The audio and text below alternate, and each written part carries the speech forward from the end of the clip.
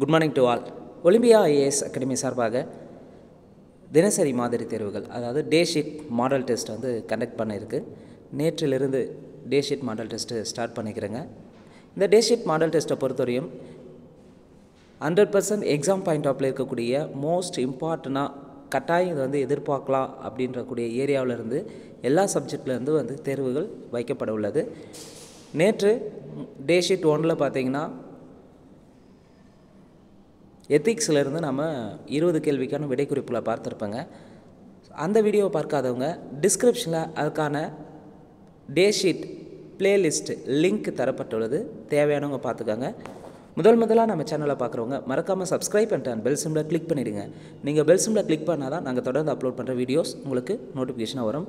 நிச்சயமாக சொல்கிறேன், 100% உறுதியாக சொல்லலாம், கட்டாயம் நம்மளுடைய கன்சிஸ்டன்சி நம்மளை வந்து ஒரு குறிப்பிட்ட இடத்துக்கு வந்து கொண்டு போய் சேர்க்கும். உங்களுடைய உழைப்பு எப்போவுமே வீணாகாதுங்க, அதை மனதில் வச்சுக்கோங்க. நம்மளுடைய இலக்கு 2025 அரசு பணிக்கு செல்ல வேண்டும். குறிப்பாக டிஎன்பிஎஸ்சி தேர்வாணையத்தில் நடத்தக்கூடிய தேர்வில் வெற்றி பெற்று அரசு பணிக்கு சென்று மக்களுக்கு சேவை செய்ய வேண்டும். அந்த நோக்கில் தொடர்ந்து வந்து ப்ரிப்பரேஷன் பண்ணிகிட்ருக்க எல்லாருக்கும் ஒரே ஒரு விஷயந்தான், நிச்சயமாக உங்களால் முடியும். உங்களுடைய பொறுமை தான் நீங்கள் எந்த இடத்துக்கு போகுன்றதை தீர்மானிக்கக்கூடியதாக இருக்கும். ஸோ உங்களுக்கு தினசரியாக நடக்கக்கூடிய தேர்வுகளை சரியாக அட்டன் பண்ணுங்கள். அட்டன் பண்ண தேர்வில் எத்தனை கொஸ்டின் உங்களுக்கு தெரிஞ்சிருக்குன்னு பாருங்கள். எத்தனை கொஸ்டின் நீங்கள் கேர்லெஸ் மிஸ்டேக், அதாவது தெரிஞ்ச ஆன்சரே தெரிஞ்ச கொஸ்டினே ஆசிலேஷனில் இதுவா அதுவான்னு திரும்ப மாறுதுன்னா அப்போ அந்த கொஸ்டின் ஏன் அந்த மாதிரி ஆச்சுன்றதை அனலைஸ் பண்ணுங்கள். ஸோ ஒரு தேர்வு எழுதுறத கீ ஆன்சர் பார்க்குறங்க, எந்தெந்த கொஸ்டின் சரியாக பண்ணியிருக்கிறங்க, எந்தெந்த கொஸ்டின் நமக்கு 100% தெரியும் அப்படின்றத ஃபஸ்ட்டு வந்து அனலைஸ் பண்ணுங்கள். அதற்கு அடுத்ததாக எந்தெந்த கொஸ்டின் வந்து நம்ம இதுவரையும் படித்ததே இல்லை அப்படின்றதையும் பாருங்கள். அடுத்து ஆசிலேஷன் ஆன கொஸ்டின் எதுன்றதையும் பாருங்கள். ஸோ இது எல்லாமே ரெக்டிஃபை பண்ணணும். இந்த ஒரு தேர்விலிருந்து அடுத்த தேர்வுக்கு வரும்போது இம்ப்ரூவ்மெண்ட் ஆகணும். அப்போ நம்ம செஞ்ச தவறவே மீண்டும் செய்யக்கூடாது. டிஎன்பிசியில் ரொம்ப முக்கியமானது, நம்ம தேர்வு எழுதிட்டு அப்படியே நம்ம கீயை மட்டும் பார்த்துட்டு போயிடுவோங்க. ஆனால் தேர்வு எழுதிட்டு என்னென்ன மிஸ்டேக்ஸ் பண்ணியிருக்கிறீங்க, ஏன் அந்த மிஸ்டேக்ஸ் நடந்தது அப்படின்றத உங்களை நீங்களே சரி செய்யும்போது நிச்சயமாக மிக விரைவில் வந்து உங்களுடைய அரசு பணியுடைய கனவு நனவாகும். ஸோ இந்த மெத்தடை கரெக்டாக ஃபாலோ பண்ணிக்காங்க. ஒவ்வொரு கொஸ்டின் பேப்பரையும் டவுன்லோட் பண்ணி இன்னும் வந்து பார்த்திங்கன்னா பிரிண்ட் அவுட் எடுத்து வச்சு டெஸ்ட் எழுதுனுங்கன்னா இன்னும் மிக சிறப்பாக இருக்கும். ஓஎம்ஆர் ஷீட்டில் வந்து ப்ராக்டிஸ் பண்ணுங்கள், அது ரொம்ப முக்கியமானது. ஒலிம்பியா ஐஏஎஸ் அகாடமி டெலகிராம் சேனலுக்கான லிங்க் வந்து டிஸ்கிரிப்ஷன் தரப்பட்டுள்ளது. அதே போல் இந்த வீடியோக்கான கொஸ்டின் பேப்பர் கரண்ட் அஃபேர்ஸ் டாப்பிக்கில் இடம்பெற்றுள்ள 20 கேள்விக்கான கொஸ்டின் பேப்பரும் டிஸ்கிரிப்ஷன் லிங்க்கில் தரப்பட்டுள்ளது, டவுன்லோட் பண்ணி பார்த்துக்காங்க. வாங்க வீடியோஸ்குள்ளே போகலாம். Day sheet test 2 total question 20 questions, date 30/5/2025. முதல் கேள்வி, நாட்டிலேயே 3 புதிய குற்றவியல் சட்டங்களையும் 100% அமல்படுத்திய மாநிலம் யூனியன் பிரதேசம் எது? ஸோ நாட்டிலேயே ஃபஸ்ட்டு டைம் வந்து பார்த்திங்கன்னா 3 புதிய குற்ற சட்டங்களையும் வந்து அமல்படுத்தியிருக்காங்க. யாருன்னா சண்டிகர் வந்து அமல்படுத்தியிருக்காங்க. இந்த 3 குற்றச்சட்டங்கள் என்னென்னா, இந்திய தண்டனை சட்டம் 1860, குற்றவியல் நடைமுறை சட்டம் 1973, இந்திய சாட்சிய சட்டம் 1872. ஸோ இந்த 3 புதிய என்ன பண்ணியிருக்காங்கன்னா, ஏற்கனவே இந்த இருந்த சட்டத்துக்கு பதிலாக தான் இப்போ புதிய குற்றவியல் சட்டத்தை ஆட் பண்ணியிருக்காங்க. இதை 3ஐயும் நடைமுறைப்படுத்திய யூனியன் பிரதேசம் எதுனா சண்டிகர்னு சொல்லலாம். கேள்வி 2, பொது சிவில் சட்டத்தை அமல்படுத்திய முதல் இந்திய மாநிலம்? கட்டாயம் எதிர்பார்க்கக்கூடிய கேள்வி தான். நடப்பு நிகழ்வு சார்ந்த 20 கேள்வியுமே எக்ஸாம் பாயிண்ட் ஆஃப்ல தான் எடுக்கப்பட்டுள்ளது. பொது சிவில் சட்டத்தை அமல்படுத்திய முதல் இந்திய மாநிலம் எது? உத்தரகாண்ட். கேள்வி 3, மாநிலங்களுக்கு இடையேயான பிரச்சனைகளை தீர்வு காண உதவும் சட்டப்பிரிவு என்ன? மாநிலங்களுக்கு இடையேயான பிரச்சனைகளை தீர்வு காண உதவும் சட்டப்பிரிவு ஆர்டிக்கல் 263. கேள்வி 4, 100 இளஞ்சிவப்பு நிற ஆட்டோக்களை மகளிர் பயனாளிகளுக்கு வழங்கப்பட்ட நாள்?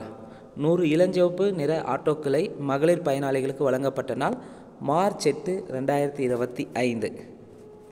கேள்வி 5, அகரம் மொழிகளின் அருங்காட்சியகம் எங்கு அமையுள்ளது? அகரம் மொழிகளின் அருங்காட்சியகம் பார்த்திங்கன்னா மதுரையில் இருக்கக்கூடிய உலக தமிழ் சங்கத்தில் அமைய உள்ளது. கேள்வி 6, பொறுத்துக. ஸோ 2025-26 தமிழ்நாட்டில் 8 இடங்களில் தொல்லியல் அகழ்வாராய்ச்சி நடைபெறும்னு சொல்லியிருக்காங்க. அந்த 8 இடங்கள்ல இருந்தால் மேட்ச் த ஃபாலோவிங். நிச்சயமாக 100% வந்து இந்த கொஸ்டின், இந்த தொல்லியல் அகழாய்வு சார்ந்த கேள்வி கட்டாயம் இடம்பெறுங்க அப்கமிங்காக வரக்கூடிய தேர்வுகளில். பட்டணமருதூர் எந்த மாவட்டத்தில் இருக்குன்னா பட்டணமருதூர் தூத்துக்குடி மாவட்டம். பட்டணமருதூர் தூத்துக்குடி மாவட்டம். கரிவலம் வந்தநல்லூர் எந்த மாவட்டத்தில் இருக்கிறா? கரிவலம் வந்தநல்லூர் தென்காசி மாவட்டம். மணிக்கொல்லை எந்த மாவட்டத்தில் இருக்குன்னா மணிக்கொல்லை கடலூர் மாவட்டத்தில் இருக்குது. மணிக்கொல்லை கடலூர் மாவட்டம்.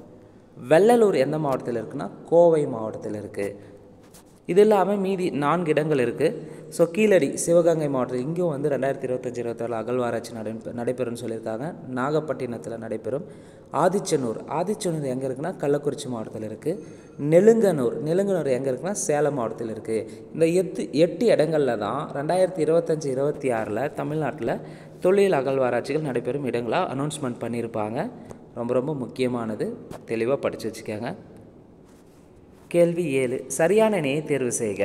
நொய்யல் அருங்காட்சியகம் எங்கே அமையுள்ளதுன்னா நொய்யல் அருங்காட்சியகம் ஈரோடு. சரி. நாவாய் அருங்காட்சியகம் எங்கே அமையுள்ளதுன்னா நாவாய் அருங்காட்சியகம் ராமநாதபுரம். சரி. சிந்துவெளி பண்பாட்டு அரங்கம்னா எக்மோரில் இருக்கக்கூடிய அருங்காட்சியகத்தில் அமையுள்ளது. சரி. தமிழர் பண்பாட்டு அருங்காட்சியகம் எங்கே அமையுள்ளனா 2 இடத்துல அமையுள்ளது. ஒன்று மாமல்லபுரம், மற்றொன்று திருவண்ணாமலை. தமிழர் பண்பாட்டு அருங்காட்சியகம் மாமல்லபுரம், திருவண்ணாமலை. அப்போது சரியான இணை பார்த்திங்கன்னா 4 இணைகளுமே சரியானது. இதுவும் ரொம்ப ரொம்ப முக்கியமான ஒரு நடப்பு நிகழ்வு கூட. கேள்வி 8, இல்லம் தேடி கல்வி பற்றிய கூற்றுகளில் சரியானது எது? ஸோ இல்லம் தேடி கல்வி பற்றிய கூற்றுகள் சரியானது எதுனா 2 கூற்று தந்திருக்காங்க. என்னன்றது பார்க்கலாம்.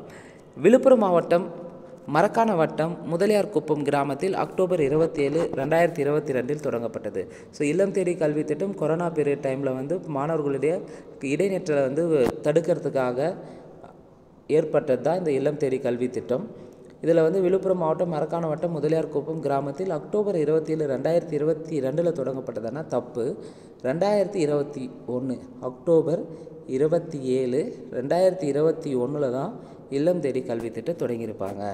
2வது கூற்று, கொரோனா பெருந்தொற்று காலத்தில் பள்ளிகளில் 1ஆம் வகுப்பு முதல் 8ஆம் வகுப்பு வரை பயிலுகின்ற மாணவர்களின் கற்றல் இடைவெளி மற்றும் இழப்புகளை குறைக்க இத்திட்டம் தொடங்கப்பட்டது. சரி. அப்போ இங்கே 2 சரியாக இருக்குது, 1 தவறு. அப்போ இல்லம் தேடி கல்வி திட்டம் எப்போ தொடங்கினாங்க?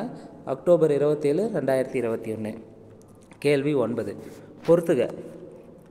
மகிழ் கணித திட்டம் எப்போ தொடங்கினாங்க? பேராசிரியர் அன்பழகன் பள்ளி மேம்பாடு திட்டம் எப்போ தொடங்கப்பட்டது? எண்ணும் எழுத்தும் திட்டம் எப்போ தொடங்கப்பட்டது? கல்லூரி கனவு திட்டம். இது மிக முக்கியமாக தமிழக அரசினுடைய திட்டங்கள். மகிழ் கணிதம் திட்டம் ஜனவரி 13, 2022 தொடங்கினாங்க.